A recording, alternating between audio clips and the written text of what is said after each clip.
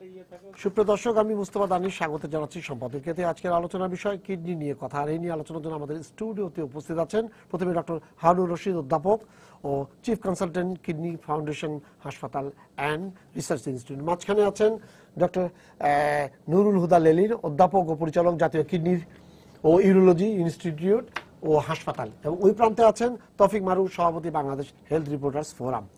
তবে আলোচনা শুরুর আগেই চলুন দেখিনি এখনকার প্রধান সংবাদগুলো। ইউরোপে পাঠানোর লোভ দেখিয়ে অসাধু রিক্রুটিং এজেন্সিগুলো শত শত বাংলাদেশিকে নিয়ে যাচ্ছে যুদ্ধ বিধ্বস্ত সুদান ও লিবিয়ায়। নজরদারি বাড়ানোর পরামর্শ বিশ্লেষকদের। জেলায় জেলায় সক্রিয় কিডনি সংগ্রহের সংঘবদ্ধ চক্র। ডোনারের মৃত্যু হলে লাশ ফেলে দেয়া হতো নদীতে। রাজধানী থেকে 5 জন আটক। জড়িত ক্লিনিকগুলো চিহ্নিত করার কাজ চলছে। একই সঙ্গে গ্যাস ও বিদ্যুতের দাম বাড়ায় সামগ্রিক শিল্পের উপর নেতিবাচক প্রভাব পড়ার আশঙ্কা।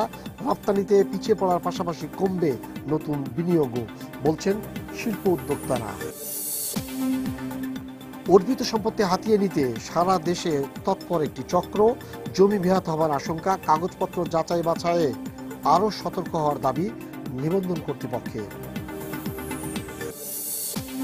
এবং রাজধানীর এখনকার জলবদ্ধতা অর্ধেকই থাকবে না আগামী বছর, আশ্বাস দক্ষিণের মেয়রের।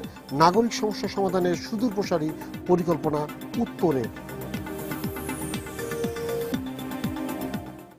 কারণ যে কথাগুলো আসছে এখানে আমরা একটু দেখে নিই আসলে যে কিভাবে হঠাৎ করে আবার এই কিডনির যে বিক্রির প্রসেসটা বা দালাল বা পাতা চক্র বলেন, যেটাই বলেন, যেটা শনিবার ভোরে পুলিশ উদ্ধার করেছে এবং তাদের পাতা চক্রের পাশাপাশি যিনি ডোনার ছিলেন, দুটো ডোনারকেও ধরেছে। এর মধ্যে সত্যি কথা বলতে গিয়ে যেখান থেকে বাংলাদেশের সবচেয়ে বেশি কিডনি যেখান থেকে বিক্রি হয়েছে সে জয়পুরহাটে।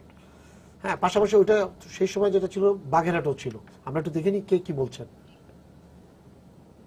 প্রস্তাব দেওয়া হয়েছিল যে তোমাকে একটা সিএনজি কিনে দেবো, বিনিময়ে তোমাকে একটা কিডনি দিতে হবে। ওরা আমার সামনে স্বীকার করে যে আমার কিডনি নিয়ে বিক্রি করে ফেলাই তো 4,25,000 টাকা। তারপর আমাকে মেরে বুড়ি আমার নদীতে ভাসিয়ে দিত। এই কিডনি মানে তাকে অজ্ঞান করে কিডনি নিয়ে নেবে অপারেশন থিয়েটারে। এরপর যদি তার কোনো রকম কিছু হয়, অর্থাৎ যদি অসুস্থ হয়ে পড়ে, তাহলে তাকে হত্যা করবে। এই হত্যা করার জন্য তারা ছুরি সেটিও তাদের কাছ থেকে পাওয়া যায়। তারা আরেকজনের নামে তারা একটা লঞ্চে বুকিং দেয় যে ওই ডেড বডি বস্তায় ভরে বা সুটকেসে ভরে এটি ওখানে দিয়ে দিবে, অর্থাৎ ওই বুকিং এর নামে ওইখানে তুলে দিবে, যাতে ধরা পড়লেও পরবর্তীতে ওই লোক অর্থাৎ আর একজনের নাম যাকে ফাঁসিয়ে দেবে। স্যার আপনি শুনলেন কি ভয়াবহ অবস্থা আপনি বলছেন, কিন্তু ব্যাপকতাটা কি? কিডনিটা বের করে নিচ্ছি, বের করে নেওয়ার পরে এই বিক্রি করবে। কোনো না কোনো জায়গাতে প্রসেস আছে, নাহলে কিডনিটা কোথায় নিচ্ছে সে টাকাটা? আপনি দেখেন লোকটাকে ভুয়া পরিচয় সবকিছু, তারপরে লঞ্চে নিয়ে যাচ্ছে, যে বস্তার মধ্যে ফেলে দিচ্ছে, একটা লাশ পাওয়া যাচ্ছে। আমরা তো আর ওটা চেক করে দেখি না তার ভিতরে একটা কিডনি আছে কি নাই।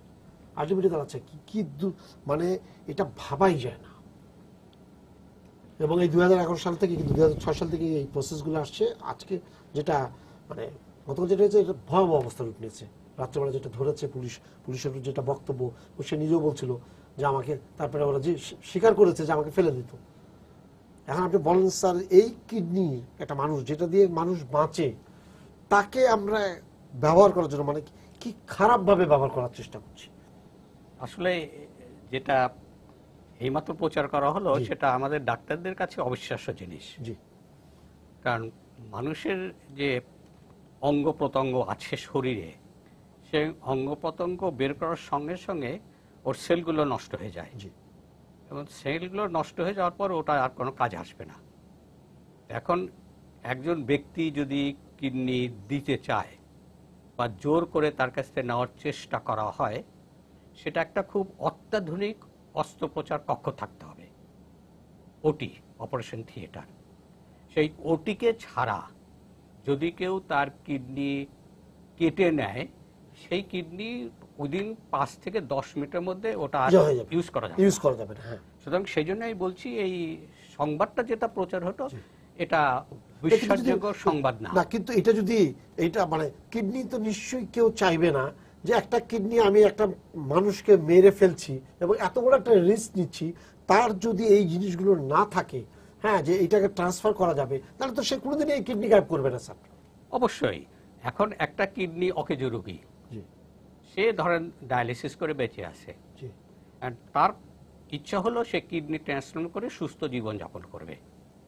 এখন সেই রোগীটা, সে তার নিকট আত্মীয় নেই, বাবা মা ভাই বোন, যেটা সাধারণত হাজব্যান্ড ওয়াইফ নেই, সেক্ষেত্রে সে তখন চেষ্টা করে যে কি দেখি আমি কোনো কিডনি কিনতে পারি কিনা। তখন সে হয়তো জয়পুরহাটে গেল, কোনো মিডলম্যানকে ধরলো, মিডলম্যানকে ধরার পরে মিডলম্যান তখন টাকার লোভ দেখিয়ে কোনো একজনকে নিয়ে আসলো। নিয়ে আসার সঙ্গে সঙ্গে তাকে প্রথমে যেটা করতে হবে, ব্লাড গ্রুপটা মিলাইতে হবে। শুধু ব্লাড গ্রুপ মিলাইলেই হবে না, তাকে টিস্যুও মিলাইতে হবে। টিস্যু মেলানোর পরে সে তখন ডাক্তারের কাছে আসলো এবং তাকে পরিচয় দিল যে আমি আমার আত্মীয়কে নিয়ে এসেছি, সে আমার ভাই। তখন ডাক্তার বলবে ঠিক আছে, তুমি তোমার দুটো কিডনি সুস্থ কিনা তুমি পরীক্ষা করো। সেই পরীক্ষা করতে প্রায় 25,000 টাকা লেগে যায়, কারণ সমস্ত শরীর পরীক্ষা করতে হয়। তার ডায়াবেটিস থাকা যাবে না, তার হাই প্রেশার থাকা যাবে না, তার কিডনি ধরনের কোনো রোগ থাকা যাবে না, তার হার্টের অবস্থা ভালো থাকতে হবে, ফুসফুসের অবস্থা ভালো থাকতে। এত সব পরীক্ষা নিরীক্ষা করার পরে ডক্টর তখন বলে যে হ্যাঁ, তোমার দুটো কিডনি সম্পূর্ণ সুস্থ আছে, তোমার একটা কিডনি যদি নেওয়া হয় তাহলে তুমি সুস্থ জীবনযাপন করে আরো 80 থেকে 100 বছর বাঁচতে পারবে। তখন এইটা তাকে বোঝানো হয়। বোঝানোর পরে সে ডক্টর যদি জেনে থাকে যে তার অর্গান এক লর অনুযায়ী সে কিডনিটা দিতে রাজি হয়েছে, সে তখন বলে যে তোমার যে গ্রামে থাকো সেই গ্রামের তোমার পুলিশের কাছ থেকে বা থানা অফিসারের কাছ থেকে বা উপজেলা চেয়ারম্যানের কাছ থেকে সনদপত্র নিয়ে আসো। নিয়ে আসার পরে তুমি তখন একটা ম্যাজিস্ট্রেটের কাছে সনদ নিয়ে আসো যে সে তোমার আপন ভাই বা আপন বোন, এই ধরনের নিয়ে আসা হয়। নিয়ে আসার পরে অত্যাধুনিক দুটো অপারেশন থিয়েটার লাগে পাশাপাশি, একসঙ্গে 5-6 জন ডাক্তার থেকে ডোনার অপারেশন করার জন্য, আর একদিকে তাকে 5টা জন ডাক্তার রিসিপিয়েন্ট যে কিডনি রোগী তাকে অপারেশনে প্রস্তুত করার জন্য। এবং আধুনিক পর্যায়ে যে অ্যানেস্থেশিয়া আছে, সেই অ্যানেস্থেশিয়া দিয়ে কিডনি ডোনারকে অ্যানেস্থেশিয়া দেওয়া হয় এবং তার ব্লাড প্রেশার মেনটেন করা হয়, তার স্যালাইন দিয়ে টিস্যু ঠিক করা হয় এবং একটা কিডনি বের করে নেওয়া হয়। কিডনি নিয়ে বের করার সঙ্গে সঙ্গে সেটা পরিষ্কার করা হয় অত্যাধুনিক স্যালাইন সলিউশন দিয়ে এবং বরফের মধ্যে ঢুকিয়ে দেওয়া হয়। এই যে বরফের মধ্যে ঢুকিয়ে দেওয়া হয়, এটা একেবারে 4 ডিগ্রি সেন্টিগ্রেডের নিচে থাকতে হবে। এই সময় কিন্তু অপর যে অপারেশন থিয়েটার আছে, সেই থিয়েটারে কিন্তু রিসিপিয়েন্টের একটা কিডনিটা ট্রান্সপ্লান্ট করার জন্য বেড তৈরি করা হয়। অরিজিনাল কিডনি তো অরিজিনাল জায়গাতেই থাকে এবং ডান দিকে তল পেটে চামড়ার নিচে যে বেডটা তৈরি করা হয়, সেইখানে ওই কিডনিটাই বরফ থাকা অবস্থাতেই নিয়ে আসা হয়। নিয়ে এসে পরিষ্কার করে তখন ওই আর্টারির সঙ্গে আর্টারি, ভেইনের সঙ্গে ভেইন লাগিয়ে দেওয়া হয় তার প্রস্রাব হচ্ছে কিনা। যদি প্রস্রাব শুরু হয় তখন ডাক্তার মনে করে ওই কিডনি সচল হলো, তখন তাকে আবার 2টো ইঞ্জেকশন দেওয়া হয় এই সচলটা রক্ষা করার জন্য। এবং ব্লাড প্রেশারটা 140 এর নিচে এবং 80-র উপরে রাখতে হয়। এরপরে এই অপারেশন কার্যকর হতে 3 থেকে 4 ঘন্টা লাগে বা ম্যাক্সিমাম 4 থেকে 5 ঘন্টা লাগে, কিন্তু ওই কিডনিটা লাগানোর জন্য 45 মিনিট সময় পাওয়া যায়। জি স্যার, আপনি যেটা বলছিলেন, আমি ডক্টর লেনিনকে উনি যেটা বললেন যে আমি কিন্তু সিস্টেম নিয়ে, যেটা আছে উনি বললেন সিস্টেমের কথা, আমার কিন্তু সিস্টেম নিয়ে কোনো জায়গায় আপত্তি নেই বা আমাদের যে ইয়েগুলো আসছে, সবচেয়ে বড় জিনিস হলো উনি বলতেছে একটা অত্যাধুনিক অপারেশন থিয়েটার, 2টা পাশাপাশি থাকতে হবে। এখন আমরা যখন দেখি বিভিন্ন সময় যখন অভিযানগুলো চলে, তার মধ্যে আমরা দেখতে পাই যে ব্লাড বানায় রেখে দিচ্ছে, ব্লাড তৈরি হয়ে যাচ্ছে নিজে থেকে, কোনো জিনিসের মধ্যে না কোনো জায়গায় ডাক্তার নাই, টেকনিশিয়ান নিজেই ডাক্তার হয়ে পা কেটে ফেলছে, এটা সবই কিন্তু হচ্ছে। আমাদের দেশে নাই, কিন্তু এটা বলা যাবে না। হ্যাঁ, আমাদের ওই মহাখালী টিবি হাসপাতালে বাচ্চা এই ধরনের আছে যে পা লাগানো, জোড়া লাগানো, এটা লাগানো, সব জিনিস চলছে। মানে বোঝা মুশকিল আসলে যে কার কি আছে আর কার কি নাই। এখন মনে করেন আমাদের রেকগনাইজ, যেটা আপনি একটা রেকগনাইজ ইয়ে করেন, রেকগনাইজ ইয়েগুলোতে আপনারা যেটা মেনটেন করছেন, সেই জিনিসটা হয়তো রেকগনাইজ না, কিন্তু তারা এই চক্রের সাথে জড়িত। সম্ভব না? আপনাকে ধন্যবাদ। আমি এই বিষয়ে বলবো যে নিউজটা আমরা দেখলাম, এটা নিন্দা জানানোর ভাষা আমার জানা নেই। প্রথম কথা এটা। দ্বিতীয় কথা হলো যে অত্যাধুনিক অপারেশন থিয়েটার আমাদের এখানে আছে এবং আমরা যেগুলো করছি সেগুলো স্যার যেটা বললেন যে আমরা তাদের রিলেশনশিপ ডিটারমিনেশনের পরে তারপরে শতভাগ নিশ্চিত করে আমরা এই কিডনি ট্রান্সপ্লান্ট করতে যাই, খুবই ক্রিটিক্যাল। এবং আমাদের জন্য সবচেয়ে বড় ইয়ে কি জানেন, সেটা হলো যে প্রচন্ড দায়িত্ব কাঁধে নিয়ে এই কাজটা করতে হয়। কারণ বিবেক, মানুষের বিবেক যেটা বলে, আমার বিবেক যেটা বলে যে আমি একটা রোগের, আল্লাহ পাক ওনাকে দুইটা পার্টস দিয়েছেন, একটা স্পেয়ার পার্টস আল্লাহ দিয়েছেন, সেটা তার যে কোনো প্রয়োজনে সে আর একটা কিডনিতে পাথর হলো, কিডনির নালিতে আটকে গেল, সে তখন তার রেনাল ফেলিয়ার চলে যাবে। সুতরাং সেই হেল্পটুকু আমরা নিয়ে নিচ্ছি। সুতরাং আমরা একদম খুবই টেনশনে থাকি যে খুবই কেয়ারফুলি করতে। অন্য কিডনি অপারেশনে যা থাকে তার চেয়ে থাউজেন্ড না, আমি বলি লাখ গুণ বেশি থাকতে হয় আমাদের সতর্ক, যাতে একটা লোকের হাফ লাইফ আমি নিয়ে নিচ্ছি এবং সেইটা কিডনি যতক্ষণ পর্যন্ত কাজ না করে, যতক্ষণ পর্যন্ত রিসিপিয়েন্ট বাসায় না যায়, ততক্ষণ পর্যন্ত আমার দায়িত্ব কিন্তু কাঁধে থাকে। সুতরাং আমরা ওই ফার্স্ট যেটা আমরা দেখি সেটা ডোনারের সেফটি ইজ এ মাস্ট, সেটা আমরা একদম পুরোপুরি চেক আপ করে আমরা এটা করি এবং এটা করা হয়। তো আপনি যেটা বললেন যে বিভিন্ন ক্লিনিকে যেখানে হওয়ার মতো না সেখানে হচ্ছে, সেখানে বর্তমান সরকার কিন্তু সাংঘাতিকভাবে, মাননীয় মন্ত্রী মহোদয় সাংঘাতিকভাবে এটার পরে ভিজিলেন্স করছেন এবং আমাকে এই কমিটির চিফ করে দিয়েছেন বিভিন্ন হসপিটালে যে দেখার জন্য। লাস্ট উইকে আমি অ্যাপোলো হসপিটালে আমি এই ইন্সপেকশন টিমের চিফ হয়ে গিয়েছিলাম যে ওখানে ট্রান্সপ্লান্ট কার্যক্রম চালানো যাবে কিনা এটা দেখার জন্য। প্রফেসর আইবলি চৌধুরী ছিলেন আমার কমিটির মেম্বার, তারপরে ডিজিএফএস একজন ডেপুটি ডাইরেক্টর ছিলেন মেম্বার সেক্রেটারি, আর এনএসসিসির একজন প্রফেসর ডক্টর আলাউদ্দিন উনি ছিলেন আমার কমিটির মেম্বার। তা আমি ওখানে গিয়ে দেখলাম যে ওখানে যে অপারেশন থিয়েটার স্যার যেটা বললেন, আমাদের কিডনি ইনস্টিটিউট যেটা আছে দুইটা পাশাপাশি ওটি, মাঝখানে একটা ইন্টারকমিউনিকেটিং প্লেস যেখানে এই কিডনিটা কেটে, ডোনারের কিডনিটা কেটে ওখানে পারফিউশন করা হয়। পারফিউশনের একটা আলাদা স্পেস থাকতে হবে। এই স্পেসটা থেকে পারফিউশনটা করে আমরা ওখানে কিছু মাঝে মাঝে বেঞ্চ সার্জারিও করা লাগে। যেমন একটা ডোনারের যদি সিঙ্গেল ডোনার আর্টারি না থেকে যদি রক্তের নালী দুইটা থাকে বা তিনটা থাকে, তখন ওই বেঞ্চে বসে দুইটাকে এক করতে হয়, ফিশ মাউথ করে এক করে তারপরে আমরা রিসিপিয়েন্টে যে লাগাতে হয়। এই কাজগুলো করে কিডনিকে ধুয়ে মুছে পরিষ্কার করে আমরা যখন ট্রান্সফার অন্য ওটিতে যেতে হয়। তা আমি যে দেখলাম যে অ্যাপোলোর যে সেন্টারটা ওরা করতে চাচ্ছে সেখানে এক্সপার্ট ঠিক আছে, কিন্তু এই ইনফ্রাস্ট্রাকচার যে অপারেশন থিয়েটার ফ্যাসিলিটি সেটা নেই, ঘাটতি আছে। সেটা আমি রিপোর্ট অলরেডি ওইভাবেই করেছি এবং তাদেরকেও বলেছি যে তোমাদের এরকম ইন্টার কমিউনিকেটিং ওটি, কারণ ওটিটা ওদের আর এক দিক দিয়ে ঘুরে যে কিডনিটাকে নিয়ে ভিতরে যে এটা করতে হয় সেটা এবং ওটির স্পেসটাও অত না যে ওইখানে পারফিউশন করা সম্ভব, সেটা একটা।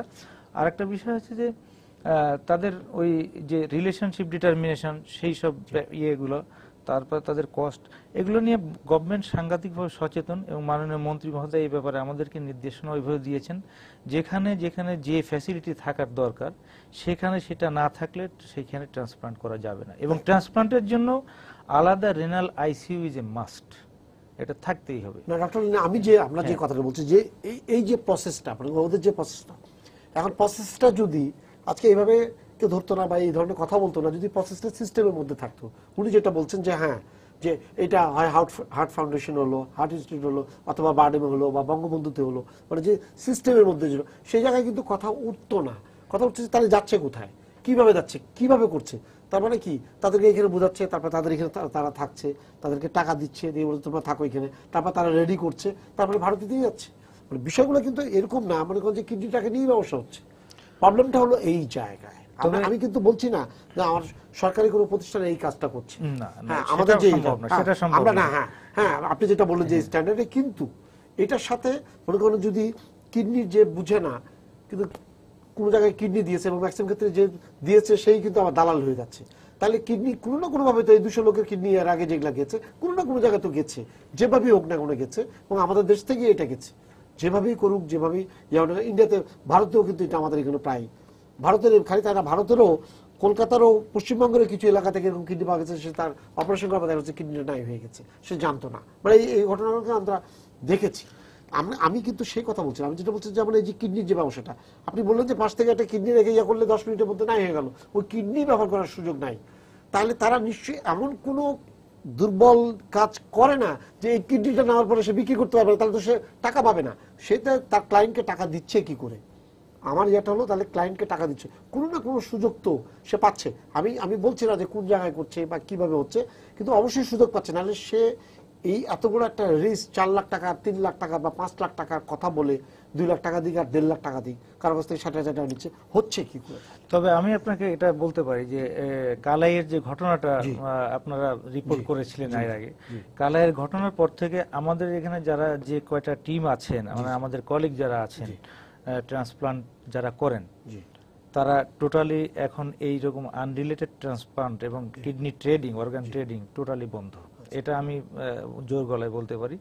তবে কোথাও কোথাও সেটা তখন কিন্তু হয়েছে, তখন ডক্টর লেনিন তখন কিন্তু সেটা আমি বলবো যে ধরেন হয়েছে হয়তো বা লেস তখন কিন্তু পুলিশের এটা কিন্তু এইভাবেই ছিল। হ্যাঁ, পার্সেন্টেজ ইজ লেস। ধরেন যে 300 কিডনি ট্রান্সপ্লান্ট হলে লেস দ্যান 2 বা 3% এর মধ্যে হতে পারে, হয়ে থাকতে পারে হয়তো। কিন্তু এরপর থেকে মানে পুলিশের পক্ষ কিন্তু থেকে এটা আপনাদের রিপোর্টিং এর একটা সুবিধা হয়েছে কি জানেন, এই গরিবের কিডনি কেনা বেচা অনেকটা কমে গেছে, সেটা আমি বলতে পারি। কারণ হলো আমরা যারা ট্রান্সপ্লান্ট করি এবং আমাদের যে কয়টা টিম আছে, আমরা এখন strictly prohibited from that business. মানে আমরা ওইটা রিলেশন যখনই একটু ডাউট হবে উইল নট ডু দ্যাট। এবং আমাদের মধ্যে একটা এগ্রিমেন্টও সেভাবে হয়েছে, আমরা যখন জানবো যে এটা আনরিলেটেড, কেউ এটা করবে না, এই ট্রান্সপ্লান্ট কেউ করতে যাবে না। আর একটা বিষয় আপনাকে বলি, সেটা হলো যে আসলে তো মানুষের কিডনি ফেইলিউর রোগীর সংখ্যা দিন দিন বাড়ছে, মানুষ বাঁচতে চায় যত গরিবই হোক। আমি শুনলে অবাক হবেন, এই কালকের আগের দিন আমার হসপিটালে আসছে একজন কিডনি ফেইলিউরের পেশেন্ট। সে একজন টুঙ্গিপাড়ার একজন ভ্যান চালক। যেহেতু মাননীয় প্রধানমন্ত্রী নির্বাচনী এলাকার এবং ওনার কাছে সে রিচ করতে পারছে, তা আমি দেখলাম যে দুইজন বেশ ভালো অফিসার নিয়ে এসছেন একজন ভ্যানালাকে আমার কাছে, এবং সে বাঁচতে চায়। আমি তাকে ভর্তি করে ডায়ালাইসিস দিয়েছি, এবং সেও এখন ট্রান্সপ্লান্টের দিকে এরকম চিন্তা ভাবনা তার আছে। কিন্তু আমি কিডনিটা পাবো কোথায়? আমি তো আনরিলেটেড ট্রান্সপ্লান্ট করব না।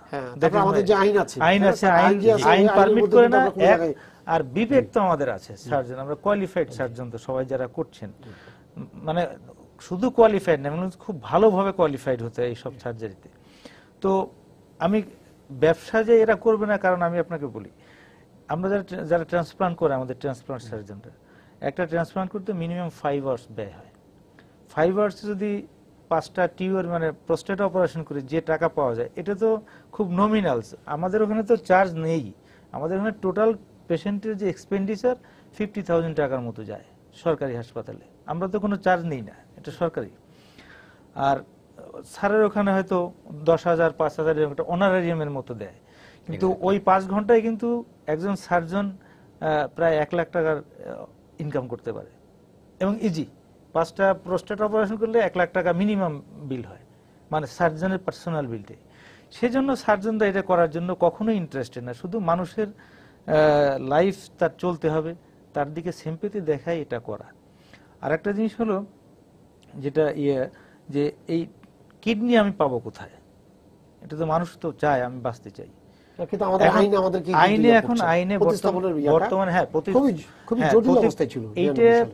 কিডনির স্বল্পতা আমরা খুব তাড়াতাড়ি আমরা দূর করতে পারবো। রোগীর জন্য একটা আশার খবর হলো এই যে বর্তমান সরকার ক্যাডাভারিক ট্রান্সপ্লান্ট যে অ্যাক্টটা নতুন যেটা করছে, এই ক্যাডাভারিক ট্রান্সপ্লান্ট অ্যাক্টটাকে আমরা মানে মানুষের জন্য কিডনি কিভাবে পাওয়া যায় সেভাবে কিছুটা করার চেষ্টা করছেন, এবং এটা আন্ডার প্রসেস আছে, প্রক্রিয়াধীন আছে। আমিও ছিলাম সেই কমিটিতে, স্যারও ছিলেন। তো আমরা ওইটা প্রক্রিয়াধীন আছে, এবং এই ক্যাডাভারিক ট্রান্সপ্লান্টের জন্যই আপনাদের কাছে আমাদের আসতে হবে। মানে এই প্রোগ্রামটার আওতায় আমরা যে সমস্ত রোগ আইসিইউতে ব্রেন ডেথ হয়ে গেছে, তাদের কিন্তু 24 ঘন্টার মধ্যে আমরা শুধু কিডনি না, অন্যান্য অঙ্গ প্রত্যঙ্গ যদি আমরা 24 ঘন্টার মধ্যে আমরা টিস্যু ব্যাংকের মাধ্যমে রাখতে পারি, তাহলে এই কিডনি কেনাবেচা টোটালি বন্ধ হয়ে যাবে। আমি আপনাকে এটা বলতে পারি নিশ্চয়তার সাথে। এবার দেখি হেলথ রিপোর্টার্স ফোরাম কি বলে। না, যে এই যে ধন্যবাদ। জিনিসগুলোতে আপনি শুনলেন ওনারা কিন্তু তাত্ত্বিক, মানে জিনিসগুলো কিভাবে ট্রান্সফার হতে পারে, কি জিনিসগুলো হতে পারে, কিন্তু তারপরে এই চক্রগুলো কিন্তু লাখ লাখ টাকা ইনকাম করে ফেলছে।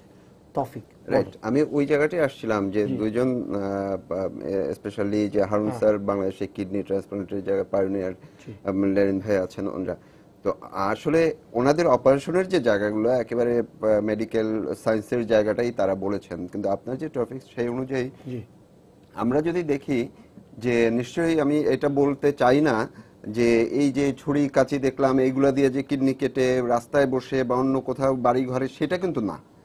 এটার সাথে অবশ্যই এই যে যারা ক্লিনিকের ব্যবসা করেন, যারা হসপিটাল সরকারি আর বেসরকারি যাই হোক, আমরা এটা নিশ্চিত করে বলতে পারি না, ওনারা হয়তো দাবি করতে পারেন, কারণ আমাদের কাছে ডকুমেন্টস আছে যে 2011 সনে যে ঘটনাগুলো ঘটলো তখন কিন্তু এই ঢাকা শহরেরই 6টি বড় বড় হসপিটালের তদন্তে বেরিয়ে এসেছিল যে 6টি হসপিটাল জড়িত আছে। 14 জন ডাক্তারের একটি তালিকা তৈরি করা হয়েছিল, আরো 2-3 জন স্টাফ, রাইট, 11 শেষ দিকে। তো এখন এগুলো তো পরবর্তীতে কি হয়েছে আমরা কিন্তু জানি না, ওগুলো নাই হয়ে গেছে, বাট ব্যবস্থা তো আছে। এই যে বাণিজ্যটা কিন্তু এখনো আছে, না থাকলে কিন্তু এখন ধরা পড়তো না। পাশাপাশি যখন আমরা জানি যে যারা সার্জন যারা আছেন ওনারা আইনের বরাত দিয়ে, যেহেতু নতুন আইনটির যখন প্রক্রিয়াটি শুরু হয়েছে, হারুন স্যার অনেক সংসদে যাবে, তো এইটার মধ্যে এই আইনের আগ পর্যন্ত ওনাদের মনের মধ্যে একটা ভয় ছিল। এখানে এর আগে একটি এইসব বলে গেছেন যে ওনাদের মনের মধ্যে একটা ভয় আছে যে মানুষ এখন ওনারা কোনো ট্রান্সপ্লান্ট করতে চাচ্ছেন না, কারণ কে এই ঝামেলায় নিবে। তারপরে এগুলো কিন্তু থেমে নাই। তার মানে কি আমরা বুঝবো যে বাংলাদেশে 88 সন থেকে এ পর্যন্ত 1000-এর বেশি কিডনি প্রতিস্থাপন হয়েছে, তো এটা তো অবশ্যই আশার একটা কথা। কিন্তু পাশাপাশি অবৈধ যে বাণিজ্য সেগুলো দেশের মধ্যেও কোথাও কোথাও চলছে, এই দেশের সীমানা পেরিয়ে পার্শ্ববর্তী দেশে চলছে। এই চক্রটা শুধুই কি ওই যে গরিব, লেনিন ভাই যেটা বললেন যে সেই জয়পুর বা কালাইয়ের যে গরিব মানুষরা, তারা এর সাথে অবশ্যই টেকনিক্যাল পার্সন যারা, এক্সপার্ট যারা, তারা জড়িত আছেন, কারণ কোনোভাবেই বিশ্বাসযোগ্য না যে একজন তো আমাদের এখন যে দাবি বা যেই জায়গাটা বলার কথা সেটা হচ্ছে যে নতুন যে আইনটা হয়েছে, এই আইনটায় শাস্তি যতটুকু দেওয়া হয়েছে 2 থেকে 7 বছর পর্যন্ত, এটি আসলে আমি মনে করি যে এটিও খুব একটা গ্রহণযোগ্য না। এটা আরো বাড়ানো উচিত, কারণ একজন মানুষের জীবন মরণ সমস্যা, একজন না 2 জন মানুষের।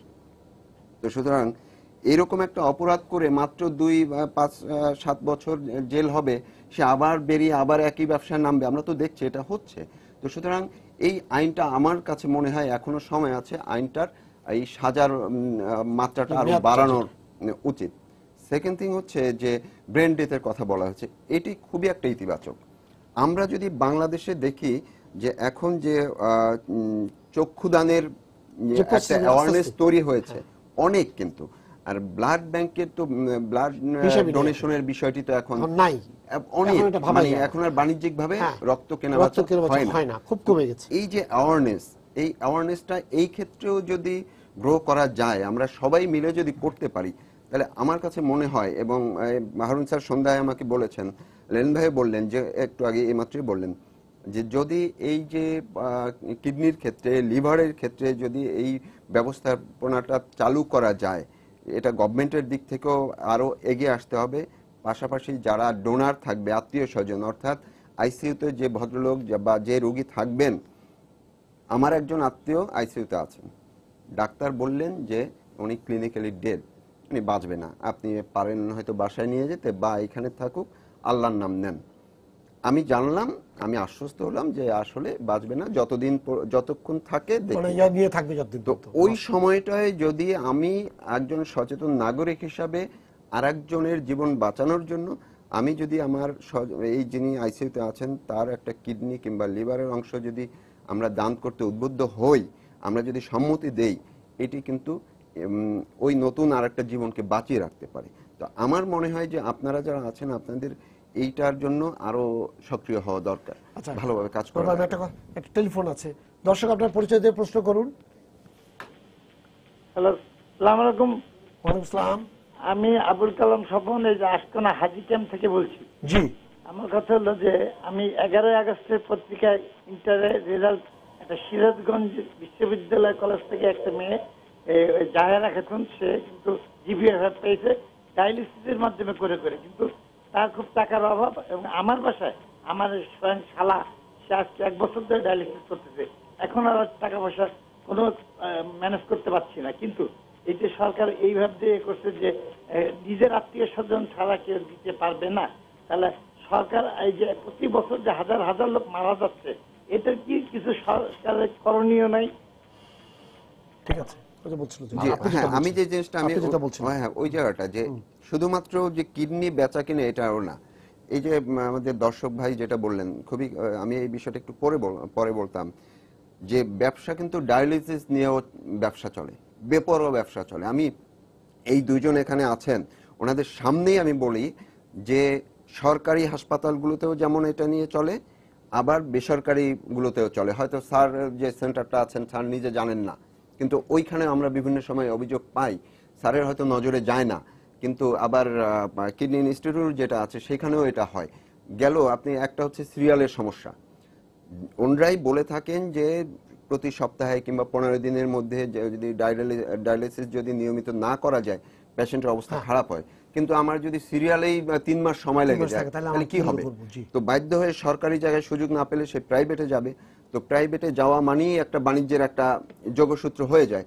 সেখানে গিয়েও দেখা যায় যে ফ্লুইডটা কিনা যেই দামে কিনতে হয় সেটা হচ্ছে অনেক বেশি দাম যায়, যে ডায়ালাইজার যেটা কিনতে হয় সেটা প্রপারলি পাওয়া যায় না, সেটা আবার সেকেন্ড হ্যান্ড ইউজ হয়, নানান টেকনোলজির নানান নকল আসলের ব্যাপারগুলো এখানে থাকে। তো টোটাল কিডনি এই বিষয়টা নিয়েই যে বাণিজ্যটা চলে এটা আসলে একেবারেই অমানবিক। শুধুমাত্র যে আইন করে এটা রোধ করা যাবে আমার কাছে এটা কিন্তু মনে হয় না। এটির জন্য যেমন ডাক্তার যারা আছেন ওনাদের অ্যাওয়ারনেস, ওনাদের আরও একদম সেবার মন থেকে এই জায়গাটা আসতে হবে, মিনিমাম কোনো বাণিজ্যের জায়গাটা আসলে থাকা যাবে না। আমি আবারও বলতে চাই যে হয়তোবা এই একজন অধ্যাপক হারুন কিংবা একজন অধ্যাপক লেলিন নয়, কেউ না কেউ যে 14 জনের যে তালিকা আছে ওনাদের প্রেতাত্মা বা ওনারাও এখন গোপনে হলেও যে করছেন না সেটা কিন্তু আমরা জোর দিয়ে বলতে পারি না।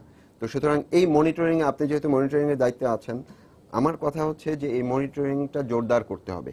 শুধু একটা অ্যাপোলো কিংবা একটা অন্য অ্যাপোলোতে হয়তো বা আপনি বুঝতে পেরেছেন, কিন্তু অনেক জায়গায় আছে আপনি সব জায়গায় যেতে পারেন না।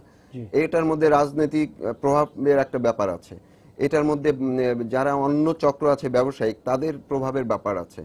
আপনি হয়তো চেষ্টা করছেন, আবার কেউ হয়তো দৌড়ে এই মন্ত্রণালয়ে যাচ্ছে। তো এই সব জায়গাগুলো ওভারকাম করতে হবে।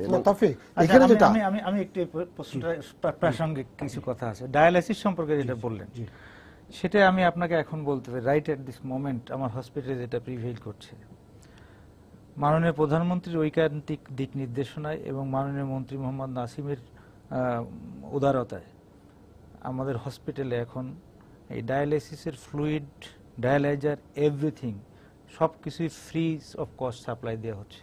এবং রুগীরা, এর আগে ছিল যে 20,000 টাকা 6 মাসের জন্য মানুষ গভর্নমেন্টের ইয়েতে জমা দিতে হবে, আর ডায়ালাইসিস ফ্লুইডের জন্য এর আগে কিনতে হতো ওষুধ। উনি যেটা বললেন কোনো ক্ষেত্রে মাসে একজন রুগীর 20 থেকে 25,000 টাকা লাগতো, কিন্তু মাননীয় প্রধানমন্ত্রীর দিক নির্দেশনায় এবং মাননীয় মন্ত্রী মোহাম্মদ নাসিমের সুস্পষ্ট দিক নির্দেশনার মাধ্যমে আমি এখানে এখন টোটালি ডায়ালাইসিসের জন্য যা যা লাগবে এভরিথিং ইজ ফ্রি। রুগী ঢুকবে, ডায়ালাইসিস করে বেরোবে, এবং সিঙ্গেল একটা স্যালাইন সেটও আপনার কিনতে হবে না। আমি একটু প্রাসঙ্গিকটা বলি, সিরিয়ালের জায়গাটা আমি আপনাকে বলছি, সেটাও মাননীয় প্রধানমন্ত্রী স্পষ্ট দিক নির্দেশনা দিয়েছেন প্রিন্সিপাল সেক্রেটারি স্যার সহ। পিপিপির মাধ্যমে, পাবলিক প্রাইভেট পার্টনারশিপের মাধ্যমে আমাদের ওখানে 60টা মেশিন আসতেছে, অত্যাধুনিক মেশিন জার্মানি থেকে, এবং চিটাগাং মেডিকেলের 40টা, এই 100টা মেশিন আসছে। প্লাস ডিস্ট্রিক্টে, অনেকগুলো ডিস্ট্রিক্টে কিন্তু আমাদের গভর্নমেন্ট সেক্টরে ডায়ালিসিস মেশিন চলে গেছে। যেমন কুমিল্লা মেডিকেল কলেজ, এই ঘন্টাখানেক আগেও কুমিল্লা মেডিকেলের ডিরেক্টর আমাকে ফোন দিয়েছে যে ওনার কিছু লোকজন ট্রেন্ড আপ করে দিতে হবে, ডায়ালিসিস মেশিন চলে গেছে। হ্যাঁ, আমি তার ট্রেনিং ব্যবস্থা করছি। কুর্মিটোলা জেনারেল হসপিটালে 6টা ডায়ালিসিস মেশিন গিয়েছে, ওদের ট্রেনিং দিয়ে দিয়েছি, ওরা আগামী মাস থেকে শুরু করবে। স্যার আপনারটা কি? তারপরে গোপালগঞ্জে গিয়েছে, নাটোরে গিয়েছে, নওগাঁতে গিয়েছে। সুতরাং ডায়ালিসিস মেশিন কিন্তু গভর্নমেন্ট সেক্টরে এটা স্প্রেড করছে এবং আমরা এটা ফ্রি অফ কস্ট করব। এটা অনেক জায়গায় তো পড়ে আছে, যন্ত্র গিয়ে পড়ে আছে, এক্সপার্ট নাই, লোক জানি কি হবে। সেটা আমরা করার চেষ্টা করছি। একটু বেসিক জিনিসটা বলে নেই। আমাদের বছরে 30,000 রোগী কিডনি ফেলিওর হয় এবং আমাদের সারা দেশে 1050টা ডায়ালিসিস মেশিন আছে এই মুহূর্তে। এই 1050টা ডায়ালিসিস মেশিন দিয়ে 3 শিফটে যদি আপনি ডায়ালিস করেন, আপনি 10,000-এর বেশি রোগী ডায়ালিস করতে পারেন না। এই 20,000 রোগী কিন্তু ডায়ালিসিস কোনো সুযোগই পায় না, আউট অফ ইয়ে থেকে যায় এবং এরা আলটিমেটলি মারা যায়, মৃত্যুবরণ করে। এখন এই যে সিরিয়ালের কথা যেটা বলা হলো, এখন আমাদের এখানে 56টা ডায়ালিসিস মেশিন আছে, আমরা 3 শিফটে ডায়ালিসিস করি। এখন 350টা রোগী ওই প্রতি সপ্তাহে 2 দিন করে ডায়ালিসিস করছে। এখন ওই রোগীটা যদি মৃত্যুবরণ করে অথবা ট্রান্সপ্ল্যান্ট করে, তাহলে ওই 2টা স্পেস খালি হবে, তাছাড়া খালি হচ্ছে ওই 2টা। কিন্তু আপনার ওয়েটিং লিস্টে আছে 150টা রোগী। ওই 150টা রোগী তখন ওই সিরিয়ালে ঢুকতে পারবে যখন ওই 350টা রোগীর একটা রোগী মারা যাচ্ছে অথবা একটা রোগী ট্রান্সপ্ল্যান্ট করে যাচ্ছে। সেই জন্য সিরিয়ালে ওয়েট করতে করতেই পুরো জিনিসটার ব্লক, হ্যাঁ, সিরিয়াল ওয়েট করতে করতে অনেক রোগী মরে যাচ্ছে। সুতরাং এখানে সিরিয়াল ভাঙা বা গড়ার কোনো প্রশ্ন উঠে না। এটা হচ্ছে এই নিয়মটাই এমন। সেই জন্য আমরা হোম ডায়ালিসিসের ব্যবস্থা করেছি কিডনি ফাউন্ডেশন। হোম ডায়ালিসিস মানে যেটাকে বলে পেরিটোনিয়াল ডায়ালিসিস, নতুন যেটা, হ্যাঁ, পেটে একটা ছিদ্রি করে একটা সাইলাস্টিক টিউব ঢুকিয়ে দেওয়া হবে।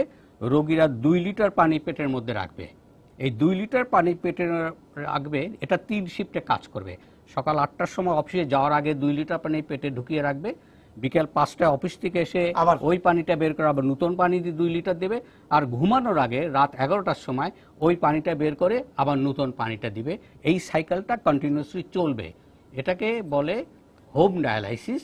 এবং এই পানিটা আলট্রা পিওর পানি, যেটা ব্যাক্সটার কোম্পানি দিয়ে থাকে, এবং প্রতিদিন আপনার খরচ হবে 1000 থেকে 1,500 টাকা এবং মাসে খরচ হবে 30 থেকে 35,000 টাকা। এটা খুবই জনপ্রিয়। মেক্সিকো, ইউকে, কানাডা, অস্ট্রেলিয়া এতে প্রায় 50% রোগী এই ধরনের ডায়ালিসিস করে থাকে। আমরা কিডনি ফাউন্ডেশনে আমাদের আরও প্রায় 300 রোগী এই হোম ডায়ালিসিস করে, 350 রোগী হেমোডায়ালিসিস করে, আর 40টা রোগীর কিডনি ট্রান্সপ্লান্ট করা হয় বছরে। এখন আপনি যদি এই প্রক্রিয়াগুলো সারা দেশে ছড়িয়ে দিতে পারেন, হোম ডায়ালিসিসকে আরো পপুলার করতে পারেন, তাহলে দেখবেন যে হিমোডায়ালিসিস বা হসপিটাল বেসড ডায়ালিসিসের সংখ্যা কমে যাবে, রোগীরা হোম ডায়ালিসিস সংখ্যা বেড়ে যাবে, এবং 30,000-এর মধ্যে আরো যদি 10,000 রোগীকে আমরা নিয়ে আসতে পারি, তাহলে দেখা যাচ্ছে যে এখন যে 70% রোগী ডায়ালিসিস সুযোগই পাচ্ছে না, মারা যাচ্ছে, 30% বেঁচে আছে, তখন হয়তো আপনি 60% বেঁচে থাকবে, কিন্তু তারপরেও 30% মরে যাবে। প্রতি বছর 30,000 নতুন রোগী কিন্তু বেরোচ্ছে। আমরা যেটা করি যে হেমোডায়ালিসিসের যে স্ট্রেংথ আমাদের আছে, এর বাইরে যত রোগীটা আসবে আমার ওইভাবে নির্দেশনা করা আছে, প্রস্তুতিও আছে। সেটা আমরা এই একই জিনিস করি, পেরিটোনিয়াল ডায়ালিসিস। সেটা আবার মাঝখানে আমরা টোটালি ফ্রি করতাম, ফ্লুইডটা আমরা আইপিএইচ থেকে আনতাম, ইনস্টিটিউট অফ পাবলিক হেলথ থেকে। তো ওদের যে ফ্লুইড দেওয়ার যে স্ট্রেংথ, সেটা বাইপাস করে যায়। এখন যেটা করেছে 50% গভর্নমেন্ট থেকে দেয় ফ্লুইডটা, আর 50% রুগীরা কিনে। তাতে মোটামুটি একটা অ্যারেঞ্জমেন্ট আসছে, এবং আইপিএসকে গভর্নমেন্ট থেকে নির্দেশনা দিয়েছে তুমি এই ফ্লুইড বানানোর সক্ষমতা আরো বাড়াও, যাতে কিডনি ইনস্টিটিউটে এটা সাপ্লাই। আমার একটা ইয়ার জন্য এই যে মনে করেন আপনারা যেটা বলছেন যে প্রাতিষ্ঠানিকভাবে আপনারা যে কথাগুলো বলেন, যেটা আসলে কোনো, কিন্তু তারপরে এই লোকগুলো ব্যবসায় নামছে কি করে, মানে মানে কেমন বলছে? যেমন মনে করেন যে ধরে নিলাম পুলিশ যেটা বলছে মিথ্যা কথা, কিন্তু যে লোক দুটা বলছে যে আমি একটা আমার কিডনি আগে দিয়েছি এবং এটার সাথে আমি সম্পৃক্ত হয়েছি, তাহলে এই পুরো হোল সিস্টেমটা মানে মানে মনে করেন যদি আমার কারখানায় না থাকে, তাহলে আমি উৎপাদন করবো কি? এটা বাংলাদেশে হয় না। এটা হচ্ছে, আপনি জানেন যে এশিয়া প্যাসিফিক একটা হসপিটাল আছে বেঙ্গালুরু, বাংলাদেশেই আছে, যেটা শ্রীলঙ্কা একটা ব্রাঞ্চ আছে। এই তার মিডল ম্যানের মাধ্যমে এই ডোনারগুলো আত্মীয় সাজিয়ে করে। এটা কিন্তু ফরেন অফিসেও যেতে হয় এদেরকে ভিসার জন্য। তখন তারা সেই দেশে চলে যায়, ইন্ডিয়াতে চলে যায়, শ্রীলঙ্কাতে চলে যায়, এখন আবার কিছু সংখ্যক অন্য দেশেও চলে যায়। আচ্ছা, এখন এই কিন্তু এইখানে স্যার অভিযোগটা এটা আছে যে বাংলাদেশের কোন চিকিৎসকরাও এই যে নেটওয়ার্কের সাথে জড়িত আছে, এই অভিযোগটা কিন্তু এর আগের বারও এটা উঠেছিল। বাংলাদেশের চিকিৎসক মিডলম্যান হিসাবে কাজ করতে পারে অন্য দেশে রোগী পাঠানোর জন্য, বাট নট ইন বাংলাদেশ। না, আমার মেকানিজমটা তো ভিতরে হয়, আমাদের দেশে হয়, এবং সেটা যদি এশিয়া প্যাসিফিক হসপিটালে তাদেরই ডাক্তার আছে, আমি সবাইকে চিনি। আমাদের এখানে যারা আছেন প্রত্যেকের সাথে I have a very good relation with them.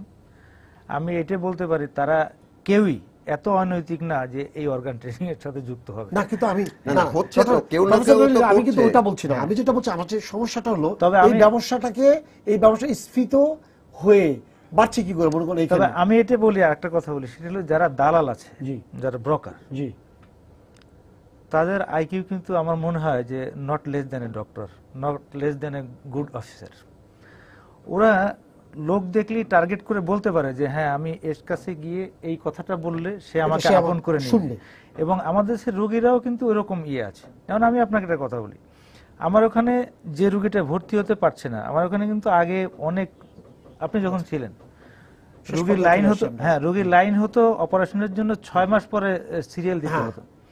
But আমি বাংলাদেশ অ্যাসোসিয়েশন অফ ইউরোলজিক্যাল সার্জনসের সেক্রেটারি জেনারেল হয়ে আমি সরাসরি স্বাস্থ্যমন্ত্রী এবং মাননীয় প্রধানমন্ত্রীর সাথে যোগাযোগ করেছিলাম। আমি বলেছি যে এই কিডনি চিকিৎসাটা দেশের প্রত্যন্তরে ছড়িয়ে দিতে হবে, না হলে এই ভিড় কমবে না। আমি 150 পোস্ট ক্রিয়েট করে সারা বাংলাদেশের সবগুলো মেডিকেল কলেজে আমরা এই সেবা পৌঁছে দিচ্ছি। এখন আমরা ইনস্টিটিউটে শুধু কমপ্লিকেটেড কেসগুলো ডিল করি এখানে, আর বাকিগুলো কিন্তু সব মেডিকেল কলেজে চলে গেছে আমার ইউরোলজিস্টরা। তো এইভাবে চিকিৎসা করার ফলে দেখা গেছে যে তারপরেও কিছুটা লাইন থাকে আমাদের এখানে। 2 থেকে 3 সপ্তাহের মধ্যেই কিন্তু রোগীর অপারেশন হয়ে যায়, ভর্তি এন্ট্রি হয়ে যায়, আগে যেটা 6 মাস লাগতো। কিন্তু এরপরেও আমার 4 দেয়ালের মধ্যে কোনো দালাল ঢোকার সুযোগ নাই এখন। আচ্ছা, না কিন্তু বাইরে করে কি বিশেষ পদে আছে তৌফিক, আপনাকে দিলাম যে মানে তৌফিক এই পুরো জিনিসগুলোর মধ্যে জিস দাঁড়াচ্ছে কেন, কিভাবে তারা দাঁড়িয়ে যাচ্ছে? রাইট, ওই যে গ্যাপগুলো আছে। এখন রেন ভাই যেটা বলেছেন দালাল নাই, দালাল কিন্তু চিকিৎসা মানেই চিকিৎসা সেক্টরের সাথে যেমন দালাল আছে, আমরা এই অমানবিক আমি এই অমানবিক এবং জঘন্য ব্যবসার সাথে আমি বলতে চাই না যে ডাক্তাররা সব ডাক্তার জড়িত, প্রশ্নই আসে না, কিন্তু কেউ না কেউ আছে।